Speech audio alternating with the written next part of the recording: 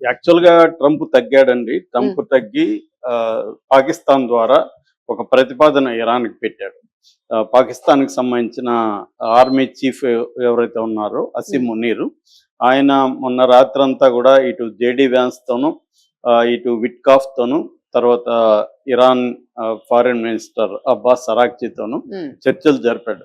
So, Pakistan Islamabad accord, Islamabad ఒప్పందం పేరుతో ఒక 2 ఫేజ్డ్ అగ్రిమెంట్‌ని రెడీ చేసింది. ఓకే. 2 ఫేజులు. ఫస్ట్ ఫేజ్‌లో 10-15 డేస్ ఉంటది హ్మ్. First page. ఫస్ట్ పేజీలో ఏందంటే ఆహ్, ఇరాన్ హార్మోజ్‌ని వదిలేయాలి. దీనికి సంబంధించి అంటే దానికి ప్రతిస్పందనగా అమెరికా ఇరాన్ మీద పెట్టిన ఆహ్, ఆంక్షలు. ఆంక్షల్ని తీసేయాలి. అట్లాగే ఇరాన్ ఆస్తులు దాదాపు 120 బిలియన్ ఆహ్, డాలర్ల ఆస్తులు ఫ్రోజ్ అయ్యుండాయి. దాన్ని అన్‌ఫ్రీజ్ చేయాలి. సో, దాని తర్వాత ఇరాన్‌కి అమెరికాకి మధ్య చర్చలు జరుగుతాయి. అది కూడా ఇస్లామాబాద్‌లో జరుగుతాయి. హ్మ్. సో, ఇస్లామాబాద్ హెడ్ క్వార్టర్‌గా జరుగుతాయి. సో, ఈ చర్చల్లో భాగంగా ఒక పర్మనెంట్ సొల్యూషన్ అప్పుడు తీసుకొస్తారు. హ్మ్. దాని తర్వాత ఒక రీజనల్ నెట్వర్క్ కూడా ఏర్పాటు చేస్తారు. ఇది అట్లాగే న్యూక్లియర్ బాంబు తయారు కాకుండా ఉండడానికి ఇరాన్ హామీ ఇచ్చి ఆహ్, ఇంటర్నేషనల్ ఆటమిక్ ఎనర్జీ ఏజెన్సీకి తన దేశంలో అలో చేసి మానిటర్ చేయమని ఆహ్, అది చెప్పాలి ఇరాన్. ఇది బేసిక్‌గా వాళ్ళు ప్రపోజ్ చేసింది. ఇది గాని ఓకే అయితే ఎంఓయూ కూడా రెడీ చేస్తాము. మెమరాండమ్ ఆఫ్ అండర్‌స్టాండింగ్ అనేది ప్రకటించారు. హ్మ్. కానీ ఇరాన్ దీన్ని క్లియర్‌గా రిజెక్ట్ చేసింది. ఓకే. ఇరాన్‌కి సంబంధించి ఫారిన్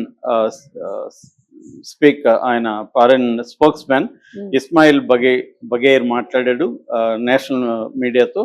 సో, ఆయన చెప్తున్నది ఏంటంటే ఇది పర్మనెంట్ సొల్యూషన్ లేకుండా టెంపరరీ దానికి మేము ఒప్పుకోము. ఓకే. టెంపరరీగా మేము హార్మోజ్ జలసంధిని విడుదల చేయం. పర్మనెంట్ సొల్యూషన్ ఉండాలి. ఎందుకంటే గతంలో కూడా అనేక సార్లు ఇట్లాంటి టెంపరరీ సీజ్ ఫైర్ మేము ఒప్పుకుంటే వాళ్ళు బలపడే దానికి టైం తీసుకుంటారు. బలపడినాక మళ్ళీ మళ్ళీ అటాక్‌లు అటాక్ మొదలు చేస్తారు. పెడతారు. వాళ్ళు డిఫెన్స్ సిస్టమ్‌లు అవన్నీ తయారు చేసుకొని మళ్ళీ అటాక్ చేస్తారు.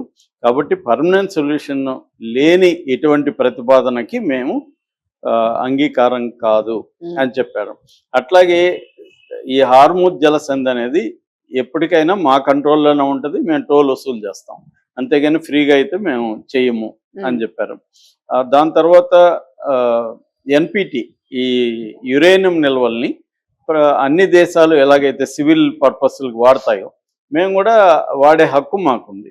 సో, దాని ప్రకారం మేము వాడతాం తప్ప కంప్లీట్‌గా యురేనియం నిల్వల్ని ధ్వంసం చేసే కార్యక్రమానికి మేము ఒప్పుకోము. హ్మ్.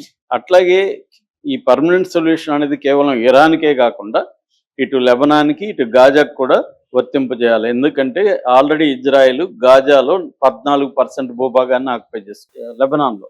గాజాలో అయితే కంప్లీట్‌గా గాజాని వాళ్ళ కంట్రోల్‌లోకి తీసుకొచ్చేసింది. రూయిన్ చేసేసింది. సో, వీటి మీద అంతా కూడా ఒక పర్మనెంట్ సొల్యూషన్ అయితే రావాలి. అంటే మిడిల్ ఈస్ట్‌లో ఒక పర్మనెంట్ సొల్యూషన్ రాకుండా మేమిప్పుడు టెంపరరీగా వస్తే మళ్ళీ ఇది రిపీట్ అవుతూనే ఉంటది. అట్లాగే ఈ గల్ఫ్ కంట్రీస్‌లో ఉండే అమెరికన్ బేసెస్ 19 చోట్ల బేసెస్ ఉన్నాయి. అవన్నీ తీసేయాలి. ఇవి కండిషన్‌లు. ఓకే. దాదాపు 10 పాయింట్ ప్రోగ్రామ్‌ని ఇరాన్ ఇచ్చింది. హ్మ్. ఈ 10 పాయింట్ ప్రోగ్రామ్‌ని అమెరికా ఒప్పుకునే పరిస్థితి లేదు. కాబట్టి ఆహ్, ఇప్పుడు ట్రంప్ నిన్న మళ్ళీ ఇంతకుముందు నిన్న నేను కూడా చదివాను 2, 3 వీడియోలు. బూతులతో ఆయన ఫకింగ్ స్ట్రెయిట్‌ని విడుదల అవును. చేయండి యూ క్రేజీ బాస్టర్డ్స్ అని ఇచ్చాడు కదా! మళ్ళీ నేను ఈవెనింగ్ ప్రెస్ మీట్‌లో ఆయన క్లియర్‌గా చెప్పిందేమంటే, ఒక్క రాత్రి చాలు ఇరాన్‌ని